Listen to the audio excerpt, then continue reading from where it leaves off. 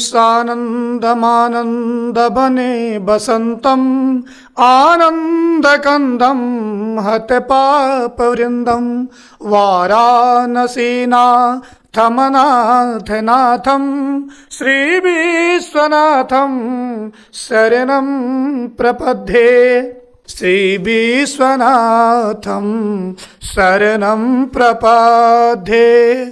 कवन सुकाजे कठिन जग माही, जो नहीं होई तात तुम पाही। प्रिय विद्यार्थियों, मेरा चैनल फिजिक्स वेटा में आप सबों का हार्दिक अभिनंदन और स्वागत है। यह चैनल का मैं अति संक्षिप्त में परिचय दे रहा हूं। जो वेटा शब्द है, वेटा माने जानकार, ज्ञाता और रिसर्च करने वाला, खोज करने वाला, अन्वेषण करने वाला। इसका बहुत बड़ा अर्थ है, जितना अर्थ लगाया जाएगा उतना कम है। यह चैनल एकादश शिक्षकों का चयन करके और जो हमारे विद्यार्थी हैं, जो परीक्षार्थी हैं, जिनके ऊपर एक बहुत बड़ी जवाबदेही है परीक्षा में उत्तम अंक लाना, प्रथम श्रेणी से उत्तीर्ण होना, और उनको उनके माता पिता इस संकल्प के साथ उन्हें देखना चाहते हैं कि मेरा पुत्र या पुत्री कैसे प्रतियोगी परीक्षा में उत्तम अंक लाएंगे। इसके चिंतन में हमारे अरेराज के प्रखंड विकास पदाधिकारी महोदय ने एकादश शिक्षकों का चयन करके स्वयं बोर्ड परीक्षा में कौन कौन से प्रश्न महत्वपूर्ण है, कौन कौन से प्रश्न को बार बार पूछा गया है, इसका रिसर्च करके चयन करके उन्होंने एक चैनल बनाया है, जो चैनल आपके सामने है। इस चैनल पर आज मैं 100 प्रश्नों को संस्कृत में हल कर रहा हूं, उसका उत्तर दे रहा हूं। आप इस 100 प्रश्नों को याद करें। बोर्ड की परीक्षा में 10 अंक निश्चित आपका हो जाएगा आज। और भी बहुत सारे प्रश्न जो है आपके सामने आएंगे। तो चलिए मैं शुरू कर रहा हूं। आप लोग के पठन पाठन, आपका बोर्ड परीक्षा बहुत बेहतर हो, इसके लिए हमारे आदरणीय प्रखंड विकास पदाधिकारी महोदय श्री आदित्य नारायण दीक्षित जी ने एक चैनल बनाया है। यह चैनल आपका है, मेरा है, सबका है, और बिहार के कण कण में इस चैनल को पहुंचाना है। आइए अब हम देखते हैं।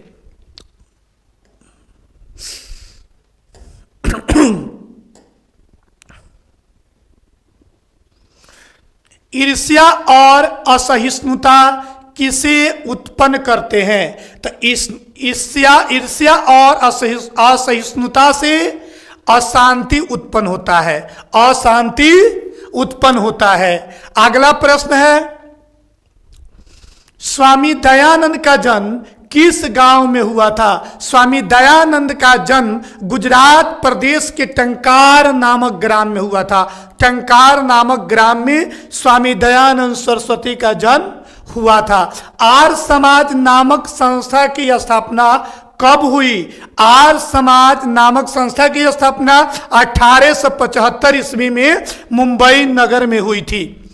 शिष्य वेदारंभ कहाँ करते थे? तो शिष्य वेदारंभ गुरु के घर में करते थे। पहले शिष्य वेदारंभ जो है ना, गुरु के घर में करते थे। पारिग्रहण किस संस्कार में होता है? तो पारिग्रहण जो होता है वह विवाह संस्कार में होता है। या शैशव संस्कार 6 होता है और शैक्षणिक संस्कार 5 होते हैं। जन्म से पूर्व 3 संस्कार होते हैं। जन्म पूर्व त्रय संस्कारा भवन्ति। कौन कौन? तो याद कर लिया जाएगा। गर्भाधान, पुंसवन और सीमंतोन्नयन। गर्भाधान, पुंसवन और सीमंतोन्नयन। तो हम लोग का होगा विवाह संस्कार में पारिग्रहण संस्कार होता है। विद्यार्थी, गांधी दर्शन से प्रभावित रचना कौन सी है? तो आप लोग जानते हैं, आप लोग संस्कृत में आप लोग का ट्यूशन में पाठ 4 है। 4 पाठ में संस्कृत साहित्य लेखिका पाठ है। उसमें यह चर्चा किया गया है कि एक पंडिता क्षमाराम नाम करके विद्वान है, जिनके पिता का नाम है पंडित शंकर, और उन पर शंकर चरित्र लिखी, और गांधी दर्शन से प्रभावित होकर वह सत्याग्रह, गीता, मीरा लहरी, कथा मुक्तावली, विषय परिचय चत्रा, ग्राम ज्योति इत्यादि अनेक गद्य और पद लिखी थी। वही इस सत्याग्रह गीता लिखी है। गांधी दर्शन से प्रभावित होकर कौन लिखी है? पंडिता क्षमाराव। पंडिता क्षमाराव द्वारा सत्याग्रह गीता है, जो बहुत ही महत्वपूर्ण प्रश्न है।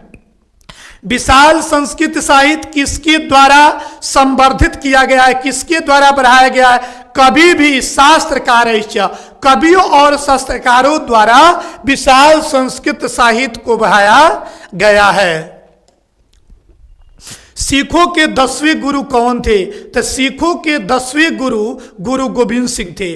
सिख के 2 गुरुओं का चर्चा बोर्ड परीक्षा में प्रतिवर्ष पूछी जाती है। सिख संप्रदाय के प्रथम गुरु भक्त कवि गुरु नानक, जो सिख संप्रदाय धर्म के संस्थापक की भी है और प्रथम गुरु है, और 10वें गुरु जो है वह गुरु गोविंद सिंह है। गुरु गोविंद सिंह है सिख संप्रदाय के 10वें गुरु। राजशेखर का प्रमुख काव्य ग्रंथ निम्न में से कौन सा है? तो राजशेखर का काव्य मीमांसा नामक ग्रंथ है। काव्य मीमांसा नामक ग्रंथ राजशेखर ने लिखा था। काव्य मीमांसा नामक ग्रंथ राजशेखर ने लिखा था। चरक और सुश्रुत ने किस शास्त्र का प्रवर्तन किया था? आयुर्वेद शास्त्र का। आयुर्वेद शास्त्र के प्रवर्तक कौन है? उच्चारण प्रक्रिया का ज्ञान किस शास्त्र से होता है? तो उच्चारण प्रक्रिया से शिक्षा शास्त्र का बोध होता है। शिक्षा शास्त्र का बोध होता है। कर्णभारक रूपक के रचनाकार कौन है? कर्णभार रूपक के रचनाकार भास हैं। भास के 13 नाटक है, जिसमें कर्णभारम अतिश्रलम अभिनयम च वर्तते, जो भास के 13 नाटक है, एक कर्णभार है और उसी से कर्ण से दानवीरता पाठ ली गई है। इंद्र किस रूप में कर्ण के समक्ष आए? इंद्र किस रूप में कर्ण के समक्ष आए? तब ब्राह्मण के रूप में, ब्राह्मण वेशधारी ब्राह्मण के रूप में आए थे। कर्ण ने शक्र को चौथी बार क्या देना चाहा?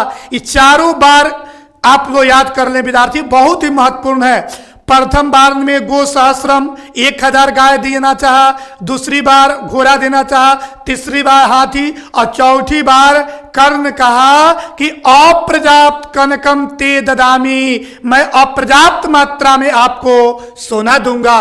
तो चौथा बार में वह क्या देना चाहा? सोना।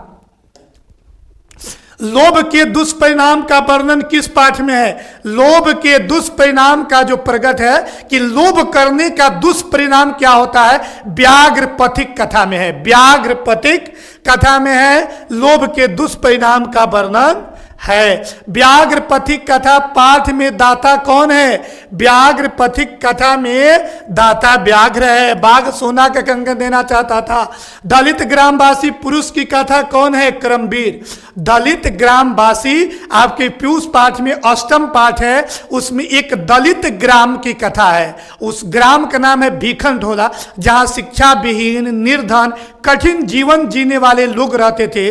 उसी में एक राम प्रवेश राम हुए, जो अपने कर्म के बल पर सबसे ऊंचे अंक, ऊंचे पद को प्राप्त किए। वे देश के IAS अधिकारी बने थे। उनका नाम था राम प्रवेश राम। तो दलित ग्रामवासी पुरुष की कथा कौन सी है? तो उसका नाम है करमवीर। क्या नाम है? करमवीर। भाग्योदय में कौन सी संधि है? तब भाग्योदय में आप सभी जानते हैं कि गुण संधि है। कैसे? तब भाग जोर उदय, भाग जोर उदय, भाग जोर उदय याद कर लीजिएगा। गुण संधि का एक और पहचान है, जहां भी एकले मिलेगा एक एकले मिलेगा, आप लोग सीधे कहेंगे गुण संधि। एक एकले मिलेगा गुण संधि। बहुत ही सरल तरीका है। न्यूनाधिकम किस संधि का उदाहरण है? न्यूनाधिकम यहां स्वर संधि है। यहां गर्वाने वाली बात है कि आधा वर्ण के बाद यह है, लेकिन नहीं विद्यार्थी, यह स्वर संधि होगा, यह संधि नहीं होगा, स्वर संधि होगा। कैसे? तो न्यून, न्यून जोर अधिकम, न्यून जोर अधिकम बराबर न्यूनाधिकम। तो अकह सवर्णे दीर्घ, दोनों ओर एक समान अगर स्वर रहता है तो वह दीर्घ संधि होता है। तो इसलिए यहां दीर्घ संधि नहीं है, तो स्वर संधि का ही उदाहरण है दीर्घ संधि, तो हम स्वर संधि कहेंगे।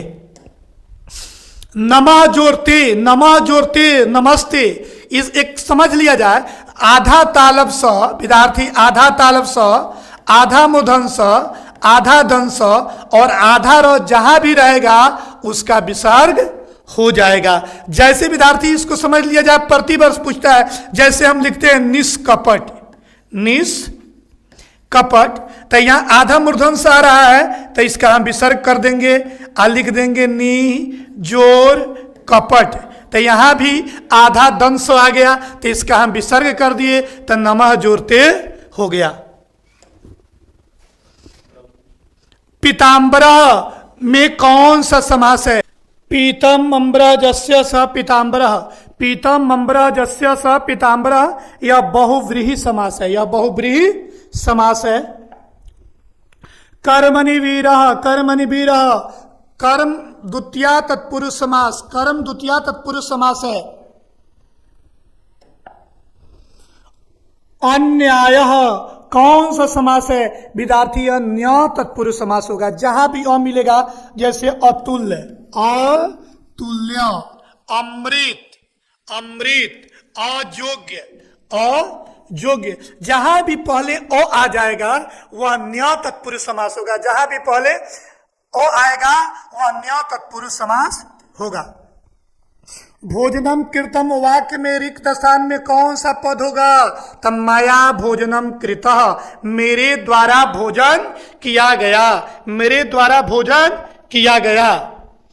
परितः के जोग में कौन सी व्यक्ति होती है? तो अभितः परितः सर्वतः जोगे द्वितीया, अभितः परितः सर्वतः जोगे द्वितीया, दोनों ओर, चारों ओर, सब ओर के जोग में द्वितीया व्यक्ति होती है। लिख लिया जाए विद्यार्थी, अभितः, अभितः परितः सर्वतः जोगे द्वितीया, जोगे द्वितीया।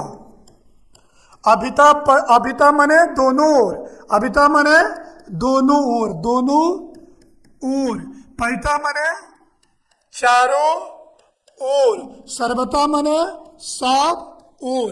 जहां भी दोनों ओर, चारों ओर, सब ओर आएगा तो वहां हम द्वितीय विभक्ति का प्रयोग करेंगे। तो इसलिए यहां द्वितीय विभक्ति हो गई। करण कारक में किस विभक्ति का प्रयोग होता है? तृतीया। कर्ता में प्रथमा, कर्म में द्वितीया और करण में तृतीया, करण में तृतीया विभक्ति का प्रयोग होता है। मयूर जोर और, मयूर जोर और।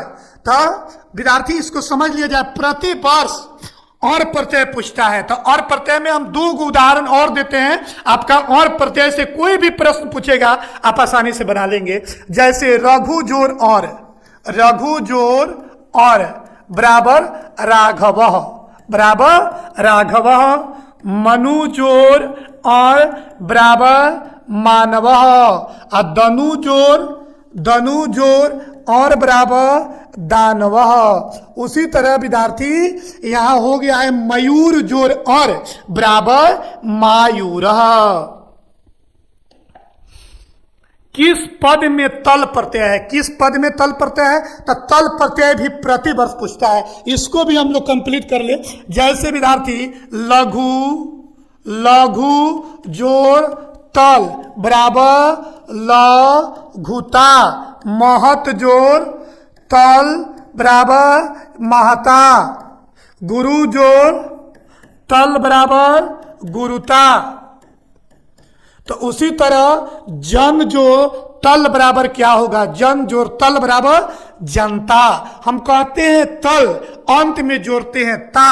जिसके भी अंत में ता आवे सीधे कहना है कि इसमें तल प्रत्यय है। तो कहीं ता नहीं है, एक जगह है जो कन्फर्म है। स्त्री प्रत्ययों की संख्या कितनी है? याद कर लीजिए, इसमें कुछ नहीं समझना है, 8 याद करके रखेंगे। स्त्री प्रत्ययों की संख्या 8 होती है। किस पद में अ उपसर्ग है? तो अ उपसर्ग अवकाश में है। अव के बाद भी एक सार्थक शब्द रहना चाहिए, अव के बाद भी एक सार्थक शब्द रहना चाहिए। यहां अप है, अवि है, यहां आधा हुआ है, इसलिए यहां प्र उपसर्ग के जोग से कौन सा पद बनेगा? प्र उपसर्ग के जोग से कौन सा पद बनेगा? तब प्रवेश, प्रवेश, इसलिए प्रवेश। मुनिया किस विभक्ति का रूप है? चतुर्थी। मुनि मुनि मुनिया मुनि मुनि मुनि मुनिना मुनिभ्या मुनिभि मुने मुनिभ्या मुनिभि मुनिभ्या, तो इसलिए यहां चतुर्थी व्यक्ति है मुने, याद कर लेना होगा। पित्रा सह राम गृहम गता, यहां रेखांकित जो पित्रा है, रेखांकित जो पित्रा है, इसमें कौन सी विभक्ति हुई है? तृतीया। जहां भी स रहे, स का अर्थ होता है साथ, जहां भी स रहे वहां हम कौन व्यक्ति लगाएंगे? वहां हम तृतीया व्यक्ति लगाएंगे। जहां स रहेगा वहां तृतीया व्यक्ति हम लगाएंगे। स जोगे तृतीया।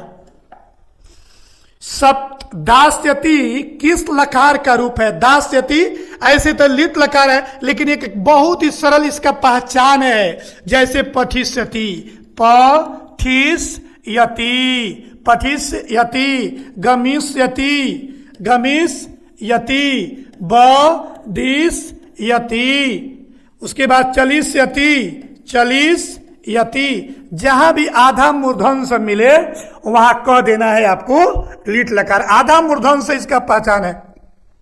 दृश्य धातु लिट लकार उत्तम पुरुष एक वचन का रूप कौन सा होगा? तो द्रक्ष्यामि। जहां भी उत्तम पुरुष आएगा, उत्तम पुरुष एक वचन, तो वहां आमी आएगा, तो यहाँ है द्रक्ष्यामि। यहाँ भी विद्यार्थी पश्यामी है, तो लट लकार हो गया। पश्यति पश्यता पश्यन्ति, पश्यसि पश्यथ पश्यथ, पश्यामी पश्यावा पश्याम, तो लट लकार हो गया। इसी का लिट लकार में द्रक्ष्यति द्रक्ष्यत द्रक्ष्यन्ति, द्रक्ष्यसि द्रक्ष्यथ द्रक्ष्यथ, द्रक्ष्यामि द्रक्ष्याव द्रक्ष्याम। अनोरणीयान महतो महीयान, यह मंगलम पाठ का प्रथम श्लोक है। अनोरणीयान महतो महीयान आत्मा से जंतोर निहितो गुहायाम तमः क्रतोप सतिवीत शोको धातु प्रसादान महिमानयात्मनः। तो प्रथम पाठ के प्रथम श्लोक से है अनोरणीयान महतो महीयान। भारत महिमा पाठ का द्वितीय श्लोक किस पुराण से लिया गया है? भारत महिमा पाठ में 5 श्लोक है। प्रथम श्लोक विष्णु पुराण, द्वितीय श्लोक भागवत पुराण, द्वितीय श्लोक भागवत पुराण, और 3 श्लोक है अवस्थितानि पद्यानि अध्यक्षनेन निर्मितानि संति। 3 श्लोक है। आपके पाठ्य पुस्तक के जो अध्यक्ष है उनका भी नाम आपको याद करके रखना होगा।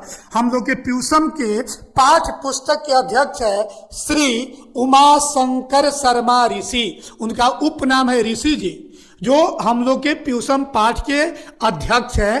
तो 3 श्लोक की रचना डॉक्टर प्रोफेसर उमा शंकर शर्मा ऋषि जी ने लिखे हैं। सुलभ कौन है? तो सततम प्रियवादिनः अप्रियस्य तो पथस्य वक्ता श्रोता च दुर्लभ। हर जगह प्रिय बोलने वाले लोग मिलते हैं, लेकिन अप्रिय बोलकर मार्ग दिखाने वाले वक्ता एवं श्रोता दोनों दुर्लभ है। वनवास प्रसंग में राम सीता तथा लक्ष्मण के साथ कहां पहुंचे? चित्रकूट। चित्रकूट पर्वत का वर्णन मंदाकिनी वर्णन पाठ में है, जहां श्री राम, भ्राता उनके श्री लक्ष्मण और माता जानकी जी चित्रकूट पर्वत के पास जाते हैं। अलस कथा पाठ किस ग्रंथ से लिया गया है? अलस कथा जो पाठ है वो पुरुष परीक्षा ग्रंथ से लिया गया है। भीखन टोला देखने कौन आए? भीखन टोला देखने के लिए अध्यापक आए थे। भीखन टोला देखने के लिए अध्यापक आए थे। छात्रानाम तप अध्ययनम, छात्रों का तपस्या क्या है? अध्ययन। दरिद्रान भर कौन्तेय माप्रेक्ष श्रीधरम व्याधि तस्य कदम तथ्य निरुजस्य किमौषधे। दरिद्रों को दो, धनिकों के पास धन का क्या महत्व है? जैसे औषधि है, वह औषधि जो है रोगियों के लिए उपयोगी है, निरोग व्यक्तियों के लिए नहीं है। यह पाठ जो है व्याघ्र पथिक कथा पाठ में व्याघ्र ने पथिक को फंसाने के लिए यह श्लोक का प्रयोग किया है। शक्र ने कर्ण से छल पूर्वक क्या लिया? कौच और कुंडल। शक्र जो है भगवान इंद्र का प्रवाची है, याद कर लिया जाएगा। इंद्र का, भगवान इंद्र के एक नाम है जो शक्र भी कहते हैं। तो शक्र ने छल पूर्वक कौच और कुंडल कर्ण से दान में ग्रहण कर लिए थे। वेदांत दर्शन के प्रवर्तक कौन है? वेदांत दर्शन से प्रवर्तक बद्ररायण। बद्ररायण जो है वेदांत दर्शन के प्रवर्तक है। कपिल जी जो है वह सांख्य दर्शन के प्रवर्तक है। ये भी अगले वर्ष परीक्षा में पूछी गई थी कि सांख्य दर्शन के प्रवर्तक कौन है, तो ये भी हम नाम याद कर लेंगे, कपिल। पाटलिपुत्र किस प्रांत की राजधानी है? पटना किस प्रांत की राजधानी है? वहनी का अर्थ क्या होता है? आग, आग, अग्नि, वहनी, पावक, ये सब अग्नि का ही प्रवाची है। याज्ञवल्क्य के अपनी पत्नी मैत्री को किसकी शिक्षा दिया? तो आत्म तत्व का, आत्मा की शिक्षा याज्ञवल्क्य ने अपनी पत्नी किसको दिए थे? मैत्री को दिए थे। मैत्री को आत्म तत्व की शिक्षा दिए थे। याज्ञवल्क्य की पत्नी जो थे मैत्री थी, जो दार्शनिक रुचिमती रूपेण वर्णिता जाम याज्ञवल्क्यम आत्म तत्वम शिक्षति। विजयंका किस वर्ण की थी? श्याम। विजयंका जो थी वह सांवले रंग की थी, श्याम थी। गोदान किस संस्कार का मुख्य कर्म है? केशांत संस्कार का मुख्य कर्म गोदान है। प्राचीन काले शिष्य इति कथ्यते अस्म। रिक्त स्थान में उचित पद क्या होगा? प्राचीन काल में शिष्य को ब्रह्मचारी कहा जाता था। डीएवी विद्यालय की स्थापना कब हुई? स्वामी दयानंद सरस्वती की जब मृत्यु हुई थी 1883 ईस्वी में, तो उनके अनुयायियों ने उनके नाम पर डीएवी पब्लिक स्कूल की स्थापना की। डीएवी का पूरा अर्थ होता है दयानंद एंग्लो वैदिक। दयानंद एंग्लो वैदिक, जो 1883 ईस्वी में स्थापना हुई। 1883 ईस्वी में स्थापना हुई थी।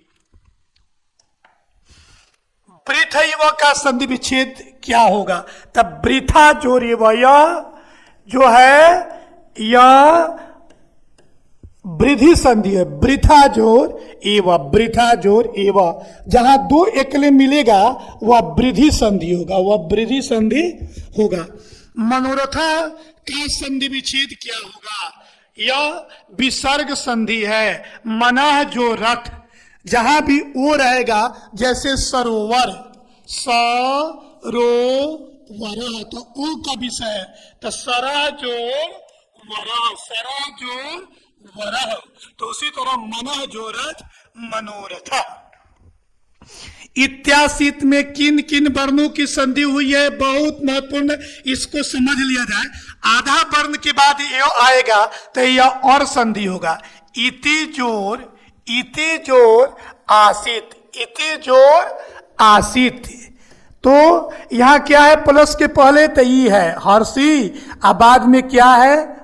आ है, तो ई आ की संधि हुई है। यहां कहा है ई आ, तो सी में है ई आ। ई और अ के मेल से कौन सा शब्द बनेगा? तो ई जोर अ बराबर य, ई जोर य बराबर य। ये भी इयर संधि का ही उदाहरण है। ई को यरची। सूर्यस्य उदय का समस्त पद क्या होगा? तो सूर्योदय। जहां भी हमको समस्त पद लिखना है वहां जो विभक्ति लगी हुई है, विभक्ति को हटा देंगे, समस्त पद हो जाएगा। जैसे यहाँ खष्टी विभक्ति है तो प्रथमा क्या होगा? सूर्य उदय, तो सूर्य उदय जोड़ेंगे तो सूर्योदय हो जाएगा। शताब्दी में कौन सा समास है? तो शताब्दी जो है वह द्विगु समास है। इसका सूत्र है संख्या पूर्वो द्विगु। जिस समास का पहला पद संख्यावाची हो उसे हम द्विगु समास कहते हैं। नीलकंठ में कौन सा समास है? तो नीलकंठ में बहुब्रीहि समास है। हम समास भी और सरल तरीका से बताएंगे। जहां भी अगर नीलकंठम रहता तो कर्मधारय हो जाता, लेकिन नीलकंठ तो नीला है कंठ जिसका, नीलम कंठ जस्य सा, तो नीला कंठ किसका है? भगवान शिव का। जथेष्टम का विग्रह क्या होगा? तो जथेष्टम का अर्थ हुआ इच्छा के अनुसार, इच्छा के अनुसार। तो इष्टम अनतिक्रम्य, इष्टम अनतिक्रम्य माने इच्छा के अनुसार। यह जो है अव्यय भाव समास है, पहला पद में अव्यय है। निक्सा अव्यय के जोग में कौन सी विभक्ति होगी? तो एक सूत्र है जो प्रतिवर्ष पूछता है, इस द्वितीय होगा। इस सूत्र हम दिखवा देते हैं, इसे जरूर देखा जाएगा। इसमें से प्रतिवर्ष एक या दो प्रश्न रहता है। तो निक्सा के जोग में कौन विभक्ति होता है? तो द्वितीय। तो प्रति, अनु, धिक, निक्सा, अंतरा, अंतरेण, जावत, इतना शब्द जहां भी रहेगा वहां द्वितीय विभक्ति लगेगी। तो प्रति मने ओर, प्रति मने ओर। जैसे माता शिशु की ओर जाती है तो माता शिशु प्रति गच्छति, यहां शिशु में द्वितीय विभक्ति लगाएंगे, माता शिशु प्रति गच्छति। अनु मने पीछे, जैसे राम के पीछे जहां श्याम जाता है, रामम अनु श्यामा गच्छति। धिक मने धिक्कार, धिक मने धिक्कार, जैसे राम के अभक्त को धिक्कार है, रामम अभक्तम धिक्कः। निक्सा मने नजदीक, निक्सा मने नजदीक। जैसे घर के निकट नदी है तो गृहम निक्सा नदी अस्ति। अंतरा मने बीच में, अंतरा मने बीच में। जैसे राम लक्ष्मण के बीच सीता है तो रामम लक्ष्मणम, रामा लक्ष्मणम अंतरा सीता अस्ति। अंतरेण मने बिना, अंतरेण का अर्थ होता है बिना। राम के बिना अयोध्या सुनी है तो रामम बिना अयोध्या सुन्या। जावत मने तक, एक कोस तक पहाड़ है तो क्रोशम जावत पर्वता संति।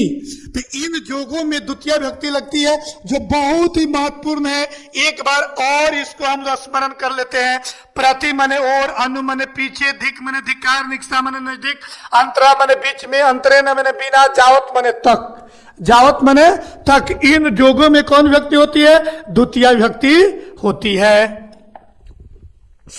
क्रिया के साथ जिसका साक्षात संबंध होता है उसे हम क्या कहते हैं? कारक। इसका सूत्र है विद्यार्थी, क्रिया नवित्वम कारकम।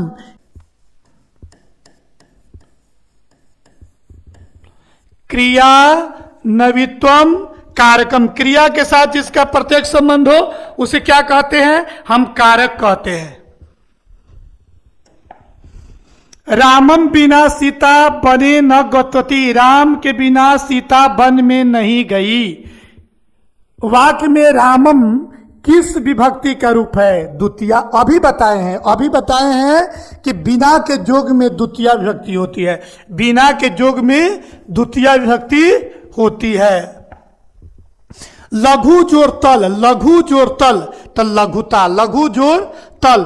तल प्रत्यय जो होता है इसमें हम क्या जोड़ते हैं? ता। जैसे लघु जोर तल, लघुता, महत जोर तल, महता, गुरु जोर तल, गुरुता, शिष्य जोर तल, शिष्यता।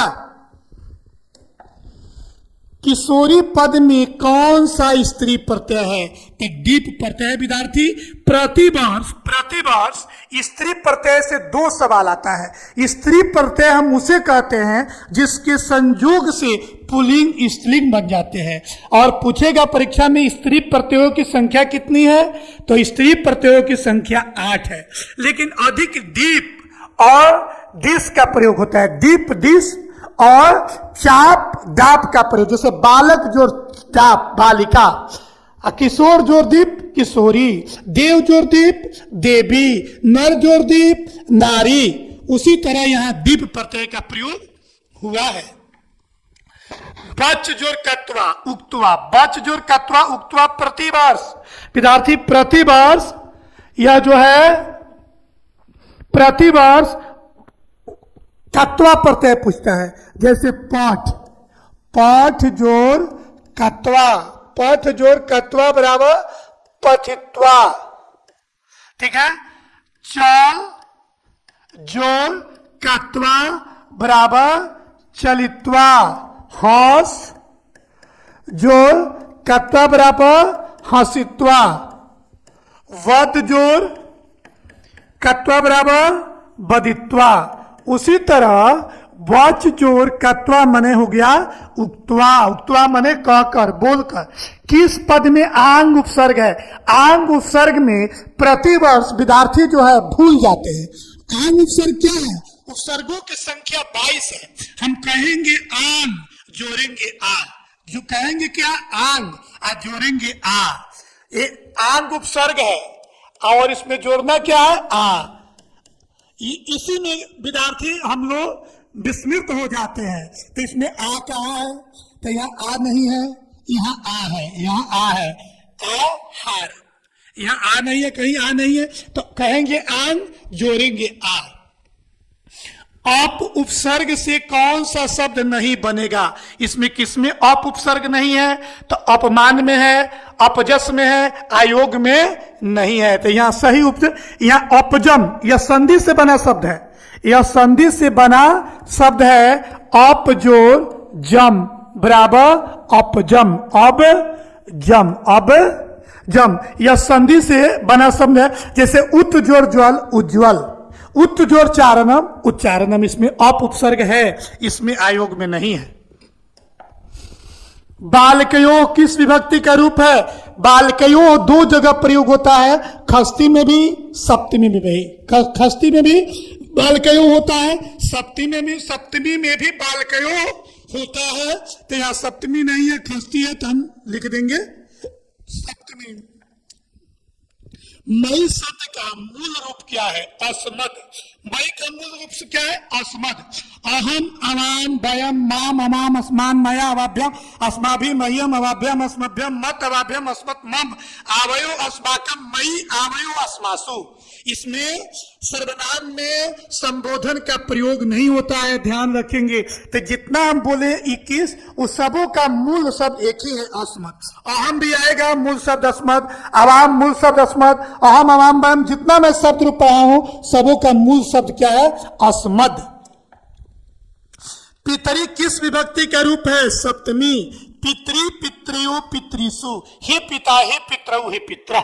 इसका मूल शब्द है पितृ, मातृ, दात्री, कर्त्री, भारत्री, नेत्री। इस सबों का शब्द रूप एक समान चलता है। तो एक आप पिता का शब्द रूप याद करेंगे, पिता पितरौ पित्र पित्रम पितु पितृ पित्रा पितृभ्याम पितृभ्य पितृ पितृभ्याम पितृभ्य पितृ पितृभ्याम पितृभ्य पिते पितृ पितृनाम पितृ पितृयो पितृसु, हे पिता हे पितरौ हे पित्र। अपने और पराये की गणना कौन करता है? संकुचित हृदय वाले, उदार चरित्र के जो व्यक्ति होते हैं वो अपने और पराये में अंतर वे नहीं समझते हैं, लेकिन जो संकुचित लोग होते हैं अपने और पराये में अंतर समझते हैं। वास्तव में अशांति के कितने कारण हैं? दो। वह क्या है? द्वेष, द्वेष और घृणा। द्वेष और घृणा, ये जहां दो गो हो जाएगा वह यही दो चीज अशांति के कारण है। अशांति कारणम द्वेष घृणा च। स्वामी दयानंद कौन थे? समाज उद्धारक थे। स्वामी दयानंद महान समाज उद्धारक आसीत। जन्म पूर्व संस्कार क्यों किया जाता है? तो जन्म से पूर्व 3 संस्कार होते हैं, गर्भाधान, पुंसवन, सीमंतोनयन। तो गर्भ के रक्षा के लिए, गर्भवती स्त्री को प्रसन्नता के लिए, और गर्भवती स्त्री जो होती है वह स्वस्थ और अच्छे बच्चे को जन्म दे, वह बच्चा विद्वान बने, स्वस्थ हो, इसलिए हम लोग इसमें सभी होगा। गर्भ की रक्षा और गर्भवती स्त्री की प्रसन्नता, गर्भस्थ शिशु में संस्कार रोपण के लिए हम लोग जन्म से पूर्व 3 संस्कार करते हैं। वनमाला भवालकर किस काल की संस्कृत कवित्री है?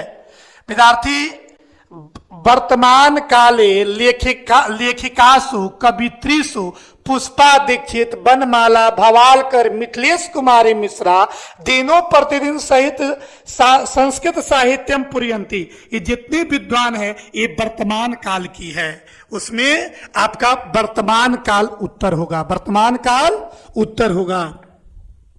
महाभारत में किस लेखिका का उल्लेख आता है? तो महाभारत में सुलभा वर्णन प्राप्त। मैंने महाभारत काल में भी एक स्त्री थी जिसका नाम था सुलभा, जो वेद पुराण और उपनिषदों का व्याख्या किया करती थी, उसका नाम था सुलभा। उस समय भी स्त्रियां पीछे नहीं थी। इस पाठ में स्त्रियों के महत्व का वर्णन किया गया है कि स्त्रियां कोई साधारण नहीं होती है। यह कोई नहीं कह सकता है कि स्त्रियां वेद पुराण उपनिषद की ज्ञाता प्राचीन युग में नहीं हुई है। सरस्वती कुल का गृह किस महानगर को कहा गया है? तो वह है पाटलिपुत्र। सरस्वती कुलस्य गृहम पाटलिपुत्रम नाम्नि ध्येयः वर्तते। सरस्वती कुल का घर पटना को कहा गया है। पटना में गंगा नदी पर किस सेतु का निर्माण हुआ है? तो गांधी सेतु, जो श्रीमती इंदिरा गांधी ने महात्मा गांधी सेतु का निर्माण कराया था, वो गंगा नदी के ऊपर है। एशिया महादेश का सबसे बड़ा पुल है जिसका नाम है महात्मा गांधी सेतु। ऋषियादि प्रणीत ग्रंथ को क्या कहते हैं? कृतकम। ऋषि द्वारा जो ग्रंथ है उसे हम कृतक कहते हैं। क्या कहते हैं? कृतकम कहते हैं, कृतकम कहते हैं। कर्णस्य दान वीरता पाठ किस ग्रंथ से संकलित है? कर्णभार नामकम। कर्ण भारत जिसके रत्नाकार भास है, भास ने 13 नाटक रचे हैं, उसमें कर्णभार है। उसी पाठ से, उसी ग्रंथ से कर्णस्य दान वीरता पाठ संकलित है। व्याघ्र पथिक कथा हितोपदेश के किस भाग से संकलित है? मित्र लाभ खंड। हितोपदेश के मित्र लाभ खंडात व्याघ्र पथिक कथा संग्रह। व्याघ्र पथिक कथा मित्र लाभ खंड से ग्रहण किया गया है, लिया गया है। राम प्रवेश राम किसी जीवन की परम गति मानकर अध्ययन में जुट गए। बने यह जो है राम प्रवेश राम जीवन के सबसे बड़ा शिक्षा कर्म मानकर वे अध्ययन में जुड़ गए। मैंने इससे बड़ा कोई कर्म नहीं है। बनावटी आलस दिखाकर कौन भोजन ग्रहण करते थे? धूर्ता बनावटी आलसी के रूप को धारण करके आलसशाला में प्रतिदिन भोजन करते थे। तर्कस्यते यदस्मिन गृहे अग्नि लग्नोस्ति किस आलसी की उक्ति है? तो यह द्वितीय आलसी ने कहा था। कौन आलसी कहा था? द्वितीय। इसमें 4 आलसी थे, तो चारों आलसी ने क्या क्या कहा था? थोड़ा सा हम अति संक्षिप्त में बता रहा हूं। जब आलसशाला में आग लगा दिया गया तब प्रथम आलसी ने अपने शरीर से वस्त्र उठाया और कहा, ओह कथमय कुलाहल, यह कैसा हाला है? तो द्वितीय आलसी यही उक्ति कहा था, तर्कस्यते यदस्मिन गृहे अग्नि लग्नोस्ति, इस घर में आग लग गई है, इस घर में आग लग गई है। और तृतीय आलसी क्या क्या? तृतीय आलसी कहा, कोपी धार्मिको नास्ति, यहाँ कोई धार्मिक नहीं है जो हम लोग को निकाल दे। मुट्ठी वस्त्र मैंने बोरा वोरा जल से भेकर अपने देह में बांधकर हमको निकाल दे। और चौथा कहा, अय वचाला क्यों बक बक बक बक कर रहे हो? अगर सुन लेगा जो हम लोग जगे हैं तो हम लोग कोई निकालेगा क्या? तो चारों आलसी 4 वाक्य बोले हैं जो बहुत ही महत्वपूर्ण है। मंदाकिनी वर्णन पाठ में कुल कितने पद है? 10। मंदाकिनी वर्णन जो पाठ है कुल उसमें 10 श्लोक है, उसमें कुल 10 श्लोक है, उसी को हम पद कहते हैं। महाराज धृतराष्ट्र के प्रश्नों का समुचित उत्तर कौन देते हैं? विदुर जी। वो जो विदुर नीति जो है ग्रंथ, विदुर नीति में जब धृतराष्ट्र को जब समूचा युद्ध जब समाप्त हो जाती है तो विदुर जी कहते हैं कि महाराज अभी भी आप यहां पड़े हुए हैं। तब मध्य रात्रि में विदुर जी लेकर जाते हैं और धृतराष्ट्र प्रश्न पूछते हैं जिसका समुचित उत्तरम विदुरम ददाति, उसका सही उत्तर विदुर देते हैं। वही विदुर नीति है जो 7 पाठ में पढ़ना है। भारत महिमा पाठ का प्रथम पद किस पुराण से लिया गया है? तब विष्णु पुराण, द्वितीय पद भागवत पुराण, 3 गो जो है वह अध्यक्षेन निर्मितानि संति, वह अध्यक्ष द्वारा निर्मित है। आपके पुस्तक के अध्यक्ष का नाम क्या है? Doctor professor Uma Shankar Sharma. उन्हें ऋषि भी कहते हैं, ऋषि जी भी कहेंगे तो हो जाएगा, चलेगा। नवसत में कौन सी संधि है? यार संधि है। नवसत में कौन सी संधि है? यार संधि है। नीजोर वसत, नीजोर वसत। किस समास में सभी पद प्रधान होते हैं? तो द्वंद्व समास में। 4 थे द्वंद्व, इसका उदाहरण है पितरौ माता च पिता च, तो दोनों पद प्रधान होते हैं।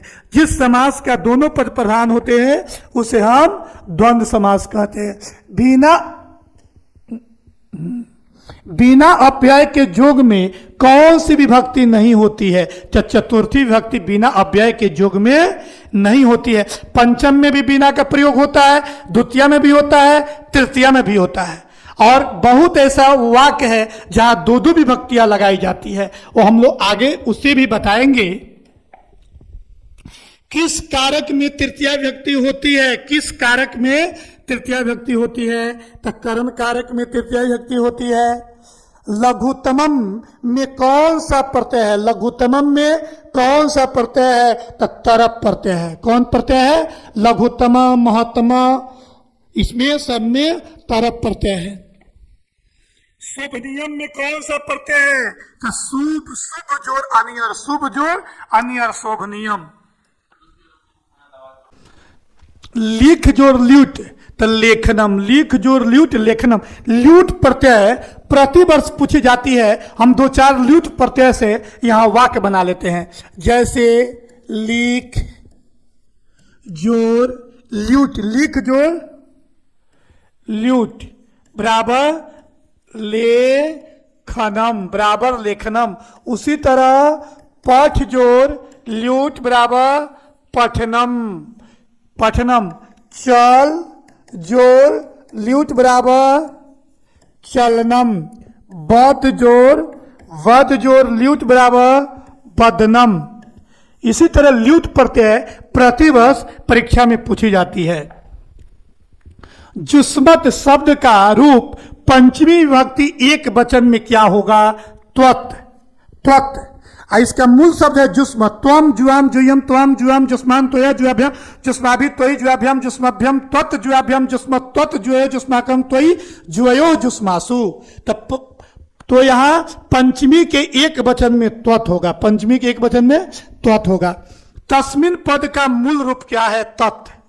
इसका सह तौते तम तौतान तेन ताभ्यम तई तस्मै ताभ्यम तेभ्य तस्मात् ताभ्यम तेभ्य तस्य तयो तेषाम तस्मिन तयो तेसु। इस सबों का मूल रूप यही एक ही होगा, वह है तत्। भू धातु के लोट लकार मध्यम पुरुष एक वचन का रूप क्या होगा? भव। भवतु भवताम भवंतु भव भवतम भवत भवानी भवाव भवाम। लोट लकार में मध्यम पुरुष एक वचन का होगा भव। बदेह किस लकार का रूप है? बदे किस लकार का रूप है?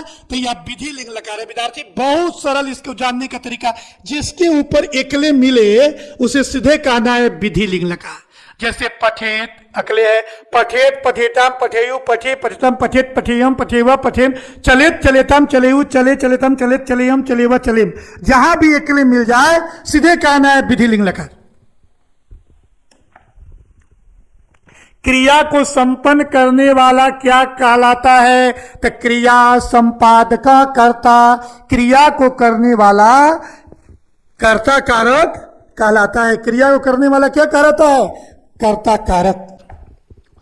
चलिए विद्यार्थी, मैंने आप लोग के परीक्षा उपयोगी जो प्रश्न है, जो प्रतिवर्ष परीक्षा में पूछी जाती है, ऐसे संभावित प्रश्नों को संग्रह करके मैंने आप लोग के समक्ष रखा। और इसका जो श्रेय है हमारे आदरणीय प्रखंड विकास पदाधिकारी महोदय श्री आदित्य नारायण दीक्षित जी ने सभी विद्यालयों में भ्रमण किया और विद्यार्थियों को बेहतर तैयारी नहीं हुए देखकर कि विद्यार्थियों को कैसे हम बेहतर शिक्षा दे सकते हैं इस ठंड के मौसम में भी उन्होंने चिंतन किया। आप लोग को विश्वास नहीं होगा, आपके लिए 10 घंटा वे परिश्रम कर रहे हैं। वे सभी बोर्ड में पूछे जाने वाले प्रश्नों का संग्रह कर रहे हैं, देख रहे हैं, ताकि हमारे बिहार के जो नौनिहाल है, हमारे जो बिहार के भविष्य है, उनका जीवन प्रकाश में हो जाए। इसलिए हमारे आदरणीय प्रखंड विकास पदाधिकारी महोदय श्री आदित्य नारायण दीक्षित जी ने एक चैनल बनाया जिसका नाम है फिजिक्स वेटर, जो फिजिक्स जो जानकार और एकादश शिक्षकों के टोली को खोजकर और इस चैनल को बनाई गई है। इसमें आप कमेंट करें और आगे क्या जानना चाहते हैं, और आपके चिंता आपके माता पिता और शिक्षकों के साथ आज से आपके एक और अभिभावक हो गए, वे हैं अरेराज के प्रखंड विकास पदाधिकारी महोदय। आप कमेंट करें और कमेंट को निश्चित रूप से देखेंगे और देखकर आपका जो प्रश्न है उस पर आधारित पुनः वह वीडियो तैयार करेंगे, वे प्रश्न पत्र तैयार करेंगे जो अगला बार मैं आपके समक्ष लेकर आऊंगा। आप लोग इस चैनल को जन जन तक पहुंचा दीजिए, क्योंकि ऐसे लोग निस्वार्थ रूप से काम करने वाले समाज में बहुत कम है। यह चैनल आपका है, यह पूरे बिहार के बच्चों का चैनल है, इसलिए हम सभी शिक्षकों का दायित्व है, कर्तव्य है, हम लोग के कंधों पर इस सर ने जिम्मेदारी दी है कि इसको जन जन तक कण कण में विद्यार्थी बिहार के हमारे कोई भी बच्चा असफल ना हो, शिक्षक के अभाव में वे उनका अध्ययन बाधित ना हो। इसलिए इस चैनल को आप लोग अधिक से अधिक सब्सक्राइब करें और चैनल को आप लोग शेयर करें, इस वीडियो को शेयर करें, और जो आगे जानना चाहते हैं आप कमेंट में लिखें। आप लोग का दिन शुभ है, बहुत बहुत धन्यवाद। आप लोग परीक्षा का जो चिंतन करते हैं, जो चिंता मग्न है कि परीक्षा कैसे बेहतर होगा, आपके परीक्षा के लिए आपके एक और अभिभावक चिंता कर रहे हैं, वे हैं आदरणीय आदित्य नारायण दीक्षित जी। आप लोग का बहुत बहुत अभिनंदन और स्वागत है। धन्यवाद।